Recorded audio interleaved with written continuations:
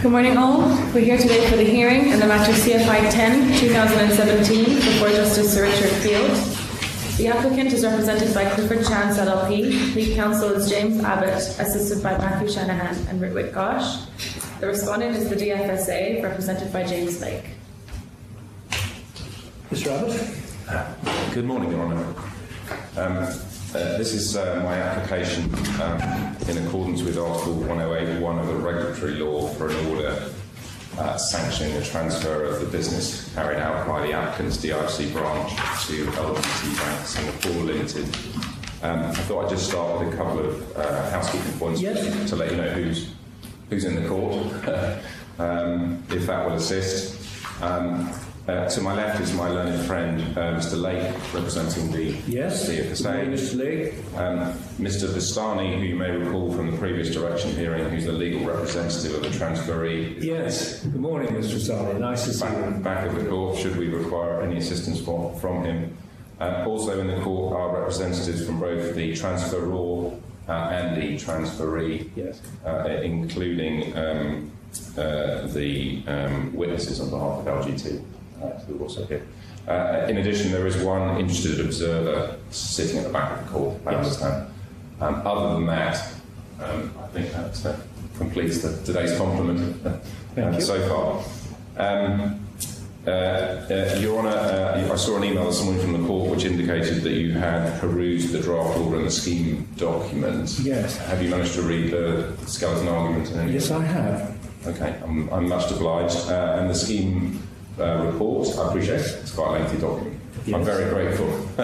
That may shorten things. Yes. I'm proposing, unless Your Honour has any particular issue he would like to focus on, I'm proposing just to make some introductory remarks. Well, there was one matter that I would like a little help on. As I understand the evidence of Dominique Joe, the Singapore regulations will not permit the transferee to take Singapore dollar deposits. There's an ACU mechanism, but there's no permission actually to take deposits in Singapore dollars, or if you like, to transact banking business in Singapore dollars. Now, are there any accounts being transferred which are in Singapore dollars? I'll have to take instructions. Would you? On that, yes.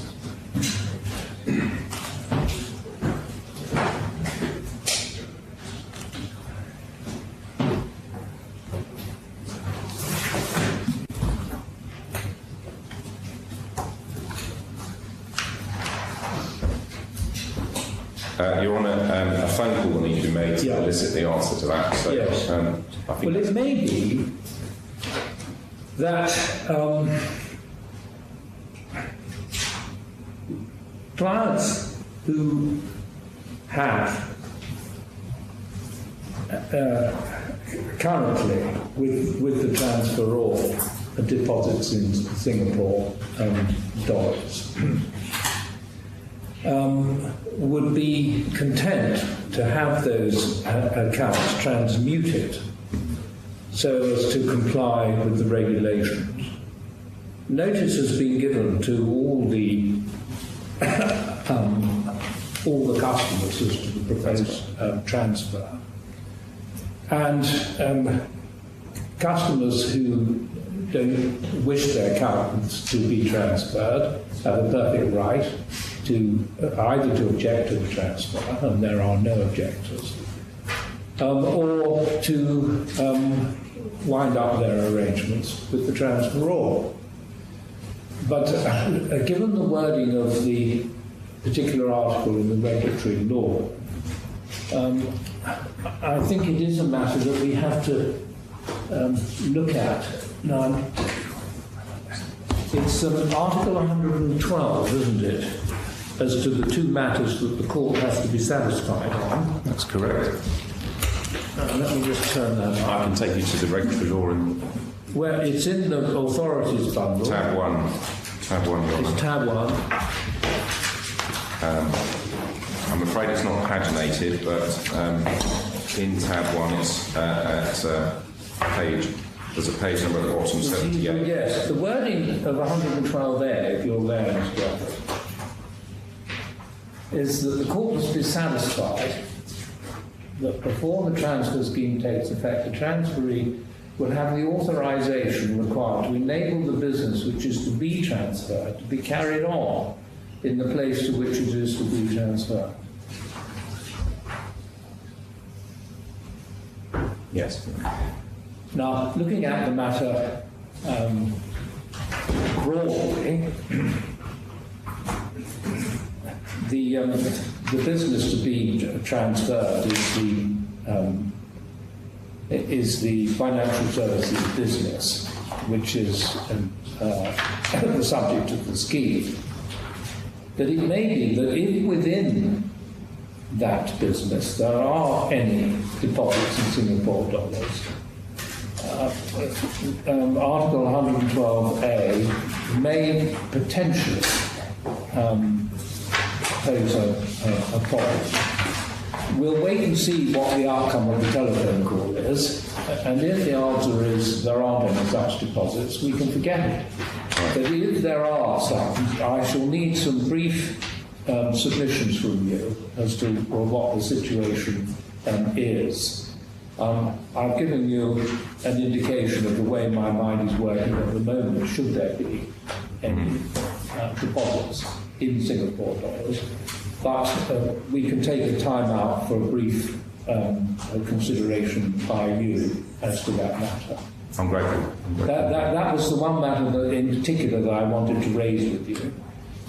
So you just carry on making your application as you were intending to make it.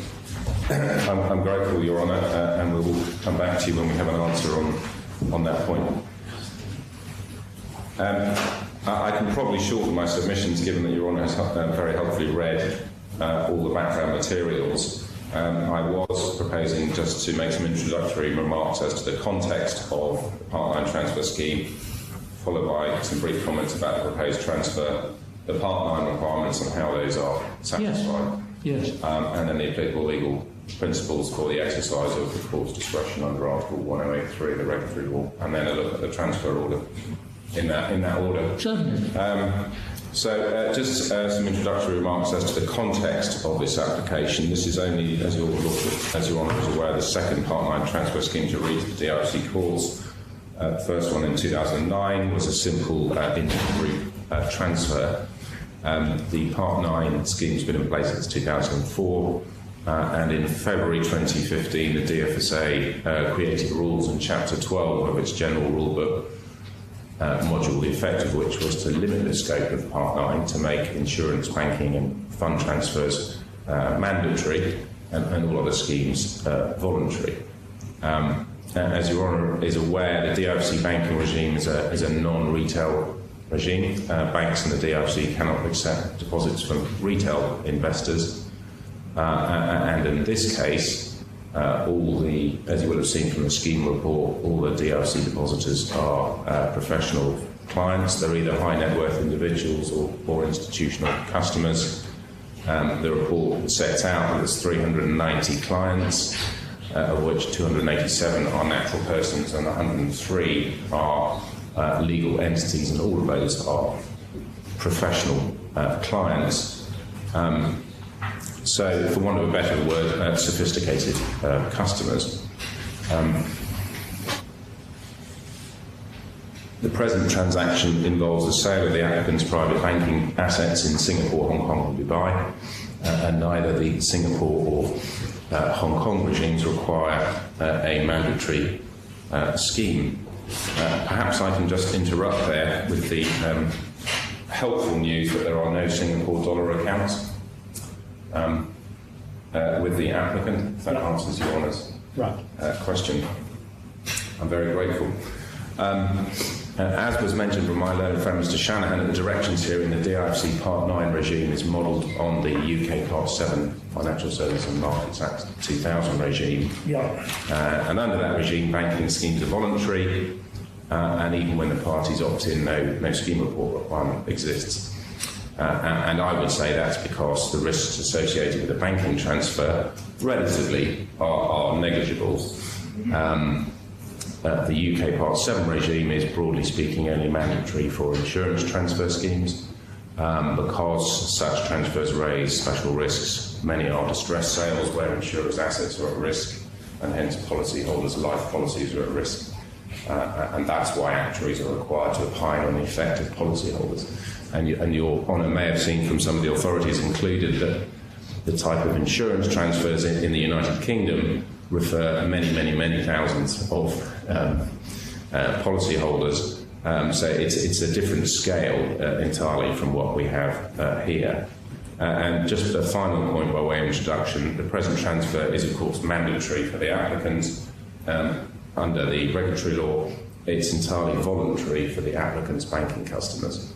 And as Your Honour has already remarked, if a customer is not happy to transfer under the scheme, it can simply opt out or object. And as far as I'm aware, we don't have any objectors.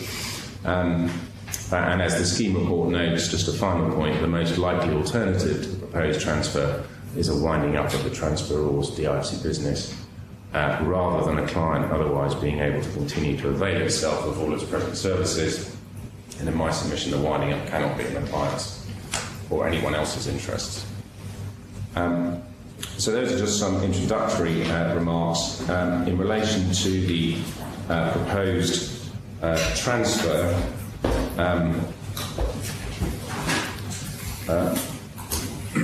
The transferring business comprises accounts held by certain clients of the applicant, with the applicant pursuant to the DFSA, and also includes agreements entered into between the applicant and certain third parties in relation to the provision of services to the transferring business.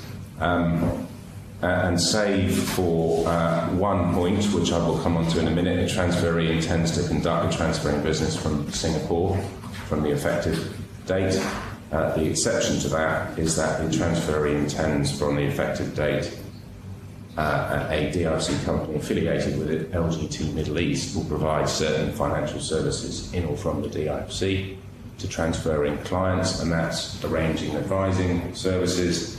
And there are certain legal and practical reasons for that. Practical reason, which you may have seen from the scheme report and the scheme document, is that many, in fact all of the existing relationship managers, bar one I think, and the investment counsellors at the transferor are now transferring over to LGT Middle East, so the clients will have the same relationship manager, and the transfer could not occur in its entirety to LGT Middle East because it doesn't have the requisite licence to take deposits, for example. So that's the reason for the structure. The precise terms of the transfer scheme are set out in the scheme document. As Your Honour has indicated that he's read it, I will not go into that unless you have any particular point you wish to examine, but the scheme document makes provision for the formal transfer of the transferring business, the assumed assets, assumed liabilities, client agreements and third-party agreements. I'm grateful for the email from the court this morning highlighting a typographical error in the scheme document, which we have now corrected. Yes. And that will be reflected in the event that the court sanctions the scheme in this scheme document attached annexed to the order. Turning briefly to the Part 9 requirements, which Your Honour is no doubt familiar with, those are set out in the regulatory law, which is at tab 1 of the authorities bundle. Yes.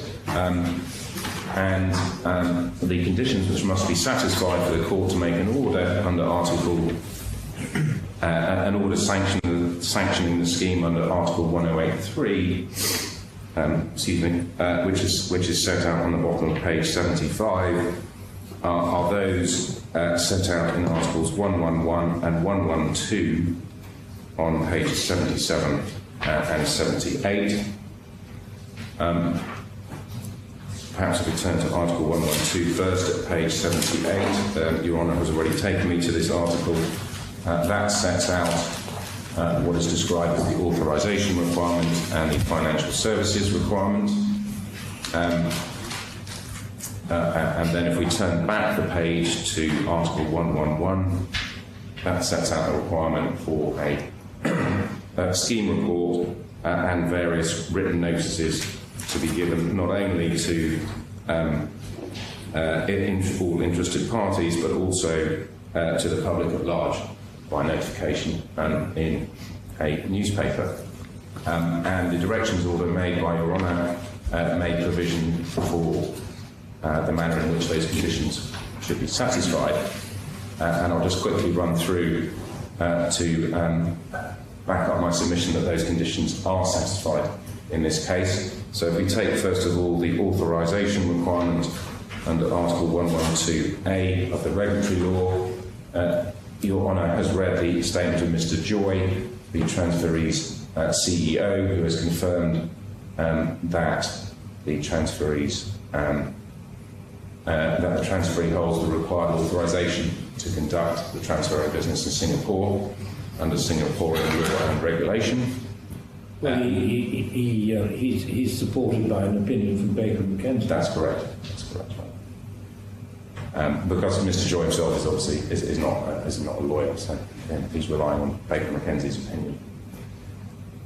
The financial service resources requirement is discussed in the witness statement of Lee Tech Poon, the Chief Financial Officer of the transferee, who has also confirmed, supported by PwC, that the transferee will possess adequate financial resources to comply with capital-related requirements imposed under Singapore law and regulation by the transferee's financial services regulator, the Monetary Authority of Singapore. I will, in terms of the notification requirements, the details of the notifications that have been made are set out in Mr. McIntyre's witness statement from the transferor. Have you had a chance to read that statement? I have. And it would appear that Mr. Lechner is not here to make any objection. I don't think so. No. I don't need to take your Honour through the various notices then, unless you need me to, but you will see that in essence there have been 4 notices to date sent to transferring clients, setting out in quite some comprehensive detail, in particular in the letter of the 28th of February 2017, the outline of the proposed scheme, a detailed FAQ attached to that, and some quite more detailed information as to what the client's rights in relation to the transfer. There's also been a notice to the interested parties and publications in the College Times, the Gulf News and the Financial Times as required under Article 111 of the regulatory law. Although there's no mandatory notice period imposed by the regulatory law, all those notifications were made with at least 30 days advance notice of the hearing as required by Your Honour's directions order. And you may have seen from Mr. McIntyre's witness statement that if the order is granted today, a further notification confirming that the transfer has been approved and will take effect on the 30th of April 2017 will be sent. In terms of the responses, you will have seen that there were 2 responses. One was a request for information, essentially from Deloitte, a copy of the report, and as Your Honour has mentioned, a rather interesting response from Mr. Lechner at Continental, Illinois. I can confirm that as at the date of today's hearing, neither Clifford Chance nor the transferee nor the transferor have heard anything further from Mr. Lechner or anyone else in that respect. And then perhaps Just a quick word about the scheme report, and I'm very grateful for the indication from Your Honour that you have read the scheme report, which in particular considers the nature of the transferring business, the circumstances of the transferor and the transferee, the steps proposed to implement the transfer, and perhaps most importantly, the implications for transferring clients, in particular the implications which arise from changes to the terms and conditions to which the transferring clients will be subject following the transfer scheme. And the report concludes at section 18 that no material adverse legal implications have been identified for the clients as a result of the proposed transfer scheme, subject to certain reservations set out in section 18. And the report also notes that Singapore law appears to be somewhat more favourable to clients of regulated institutions.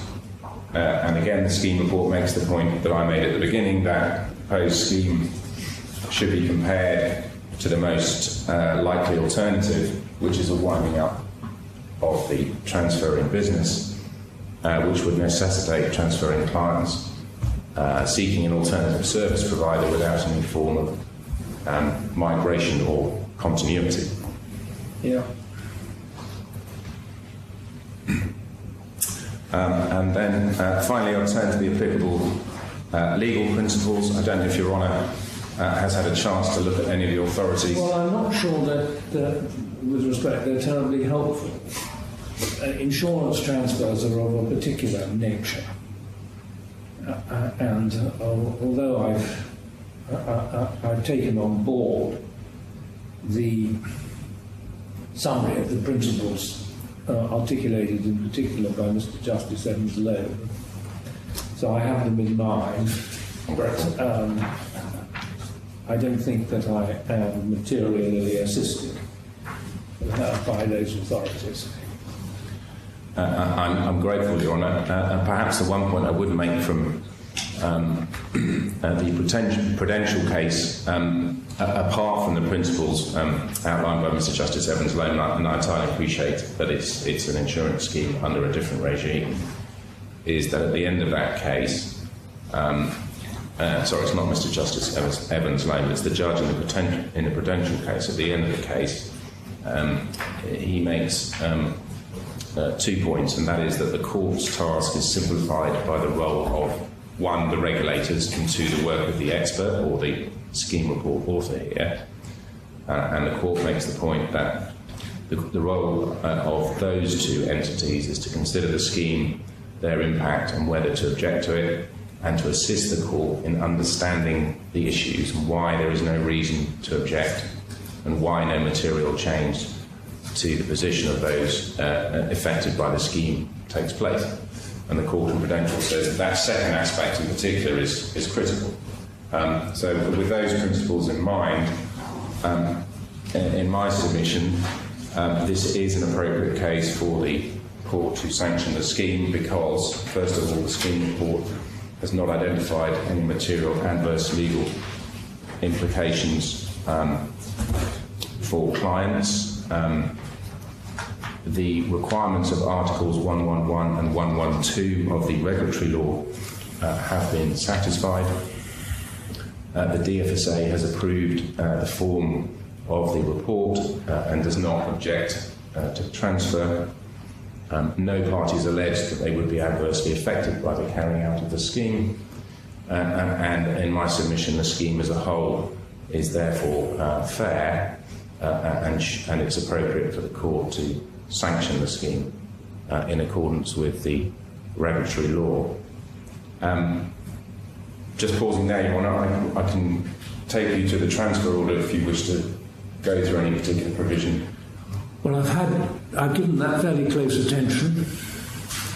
I'm grateful. It's at tab AA42 of the bundle. But if Your Honour has no particular comments, to get to bundle A. And I should say this has been discussed quite extensively between the transferor and the DFSA and the transferee. It's at Bundle A, tab 8.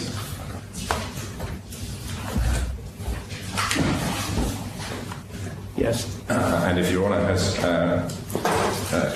as I say in my skeleton, it is modelled to a certain extent on the previous Morgan Stanley order, and also to a certain extent orders from the English courts, not only in relation to the transfer of insurance business, but also the transfer of a banking business, which is the ABN Bank case. And in addition, it also includes certain items which are set out under Article 1110 of the regulatory law. So, unless Your Honour has any particular comments on the draft order, I would ask that the Court makes the order in the form set out in the bundle at Bundle A, tab 8. Thank you very much, Mr. Abbott. I'm grateful. Are there any other submissions to be made to the Court? Your Honour, I advise very briefly, if only to just to justify my presence here today, and that's to say that the DFSA has worked very closely and collaboratively with the legal representatives for the transferor since the previous directions hearing, and the DFSA has not identified any matter that would give it cause to object to the scheme, which Your Honour may be interested to hear. Other than that, we have no further submissions in which to make a report. Thank you very much. Your Honour, sorry, my apologies. There is one point I should draw to the Court's attention in relation to the order. The order annexes the scheme report, and Schedule 1 of the scheme report, as Your Honour is aware, contains a list of clients, transferring clients. That's a list of clients who have either expressly agreed to be transferred or who have said nothing, in effect. Now, there's a possibility between today and the 30th of April that a client may inform the applicant that they don't wish to transfer. The way that we, subject to any comments from Your Honour, we propose to deal with that would be to, if there is any such client, to apply on or around Thursday the 27th of April, which is the last working day before the transfer, to vary the transfer order so that any such clients are simply deleted from the list. Well, you've got liberty to apply under this order. That's correct, yes, in my submission. And you can apply in writing, setting out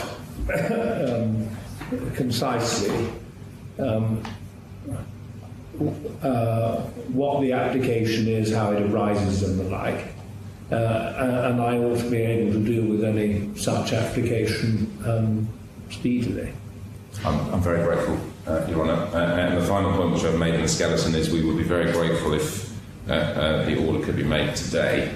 Yes, I got that. I got that message. I'm grateful. Thank you, Your Honour. In these proceedings, ABN AMRO Bank NV applies to the Court for approval of the transfer of part of its global private banking business under a sale and purchase agreement dated 6 December 2016 to LGT Bank Singapore Limited. I shall call the applicant, quote, the transferor, unquote, and LGT Bank Singapore Limited, the, quote, transferee, unquote. The transferor's application is made under Articles 106 and 108 of the DIFC regulatory law, which require an order of the Court sanctioning a scheme of transfer before the transfer can be effective. By Article 108.3, the Court may sanction a transfer scheme if it considers that in all the circumstances of the case it is appropriate to sanction the transfer scheme. Under Article 111, an application for an order sanctioning a transfer scheme must be accompanied by a report on the transfer scheme's terms, and the report must be made by a person who appears to the DFSA to have the skills necessary to make a proper report and who is nominated or approved for the purpose by the DFSA. The scheme report put before the court is the report of Clifford Chance LLP. Clifford Chance acted for the transferor on the sale of the business to be transferred to the transferee. At an earlier directions hearing, the court ruled that so long as the report was produced by individuals who had not been involved in the sale and purchase agreement, the fact that Clifford Chance had acted on the sale and purchase did not disbar the firm from authoring the scheme report, and the DFSA have approved Clifford Chance for the purpose of making the report. By Article 111(5) of the regulatory law, the firm reporting on the scheme must give written notice of the proposed transfer to all interested parties and must advise of the proposed transfer by way of a notice published in an appointed newspaper. As to this requirement, Mr. Grant McIntyre, country head of legal for the DIFC branch of the transferor, has confirmed in a witness statement that notices of the scheme of transfer were given to the transferor's clients and to the clients to be transferred under the scheme and to, quote, interested parties, unquote. In addition, notices in English and Arabic of the transfer were published in the College Times and the Gulf News newspapers, and notices in English were published in the American, English, European, and Asian editions of the Financial Times. In response to the notice in the Financial Times, a Mr. Lechner sent an email to the transferor requesting the name and contact information of the manager in charge of the transfer. The requested details were provided by the transferor, but Mr. Lechner responded, saying that in light of the, quote, refusal to answer properly, unquote, he wanted to object to the transfer. In reply, the transferor informed Mr. Lechner that if he wanted to object, he could inform Clifford Chance, and he was given the date and time of this sanctions hearing. In the event, Mr. Lechner has not taken any further steps to object, nor has he appeared before the court this morning. And given that there is no mention of Mr. Lechner in the transferor's books and records, I see no reason why Mr. Lechner's intervention should afford any reason for not sanctioning the scheme.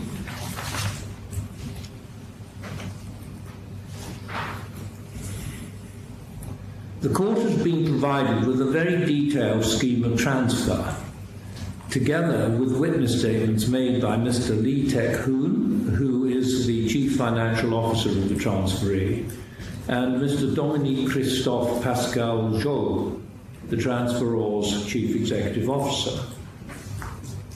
Article 112 of the regulatory law provides that before making an order for the transfer of a financial services business, the court must be satisfied that the transferee will have the authorization required to enable the business to be transferred, to be carried on in the place to which it is to be transferred, and will possess adequate financial resources to carry on the business concerned in accordance with the legislation applicable in the place to where the business will be transferred. Mr. Lee testifies that the transferee is approved by the MAS to operate as a merchant bank.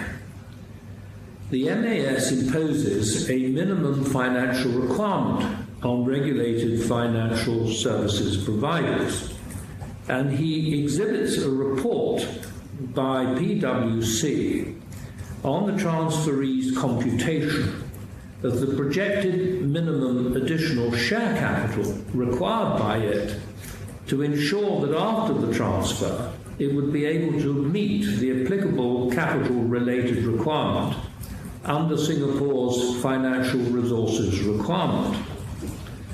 The computation was done on the basis of an unaudited balance sheet of the transferee as at the 31st of December 2016, together with the transferor's funding gap statements representing the transferring client's assets and liabilities.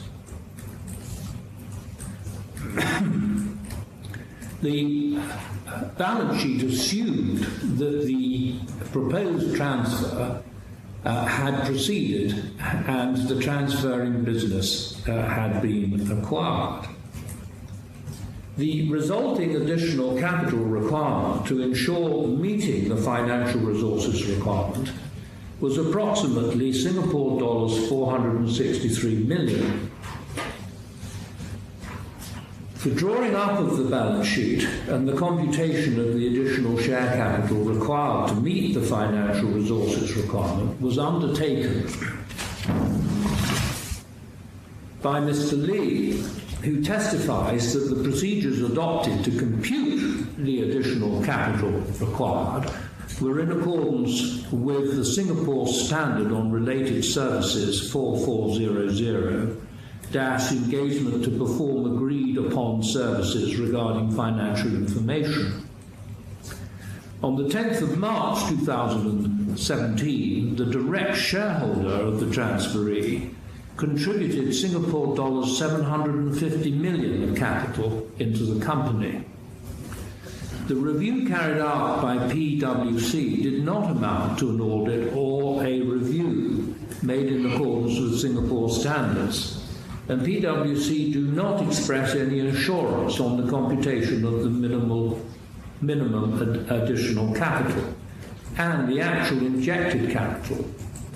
However, I am fully satisfied that the transferee has adopted an appropriate methodology in computing the minimum additional capital, and that the risk that the unaudited balance sheet as of the 31st of December 2016 and the funding gap statements provided by the transferor are materially inaccurate is vanishingly small. I am therefore satisfied that the transferee will have adequate financial resources to carry on the transfer business in accordance with the Singapore legislation. Mr. Joy sets out in detail in his witness statement the licensing and regulatory status of the transferee and the extensive registrations filed on its behalf and the exemptions to which it is entitled. In addition, he exhibits a detailed legal opinion from Baker & McKenzie that concludes that the transferee has authorization under Singapore laws and regulations to conduct the transferred business, save that the transferee is restricted from accepting Singapore dollar deposits or offering Singapore dollar overdraft facilities, that it may accept deposits in not Singapore dollars in accordance with Asian Currency Unit guidelines.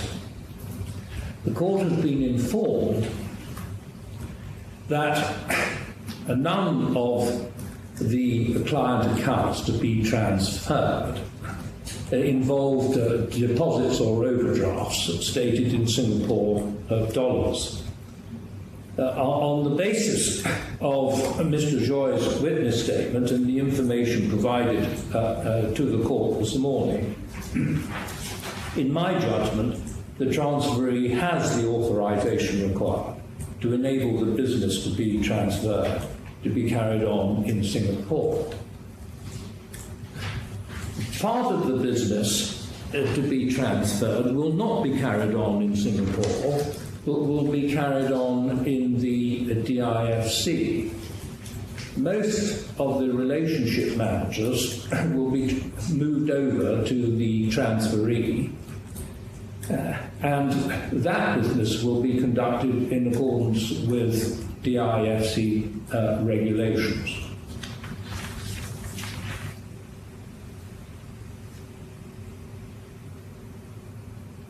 The scheme report, authored by Clifford Chance, concludes, after a careful and detailed analysis, that there are no material adverse implications for clients arising out of the transfer.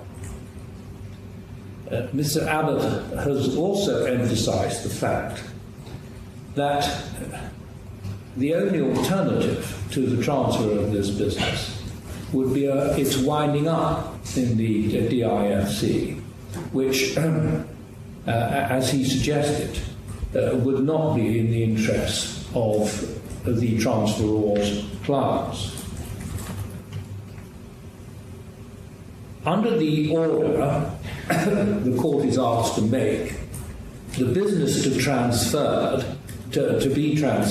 quote, the transferring business, unquote, is transferred to the transferee on the terms of the scheme. The order also lists 6 matters that shall not result from the transfer, including the invalidation or discharge of any contract or security, or allowing any party to a contract to which the transferor is a party to terminate the contract or vary its terms, when that party would not otherwise be able to terminate or vary it.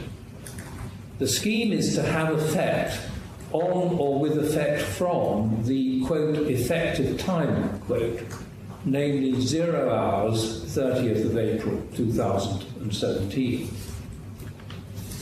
The proposed order also provides that counterparty and third-party rights available against the transferor shall be exercisable against the transferee, and for the continuation of judicial, regulatory, administrative or arbitration proceedings with the transferee substituted for the transferor.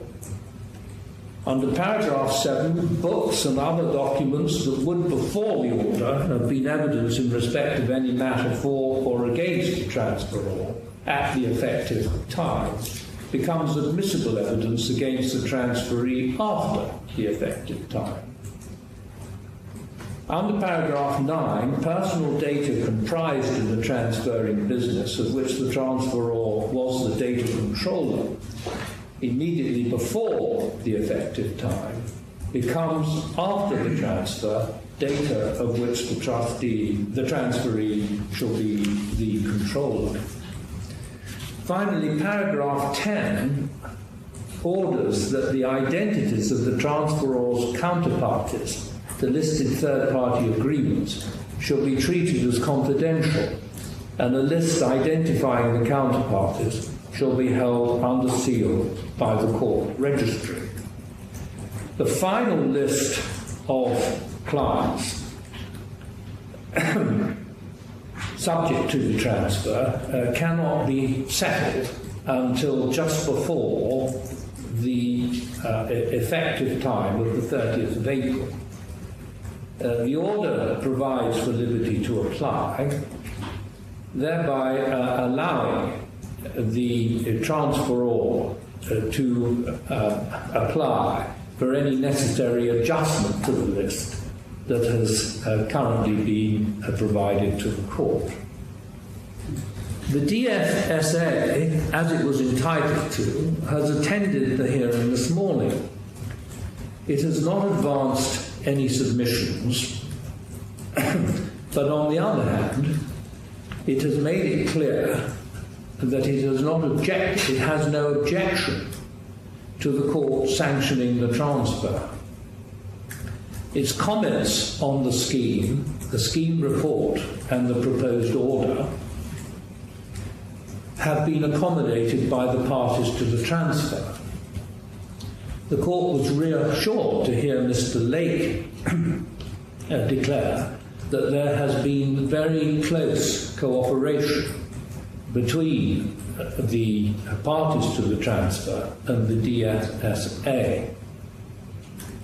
Having reviewed the scheme report, the witness statements and the proposed order, and upon being satisfied, as previously stated, as to the matters specified in Article 112 of the regulatory order, the Court will sanction the proposed transfer of the transferring business and will issue an order in the terms of the draft before the Court.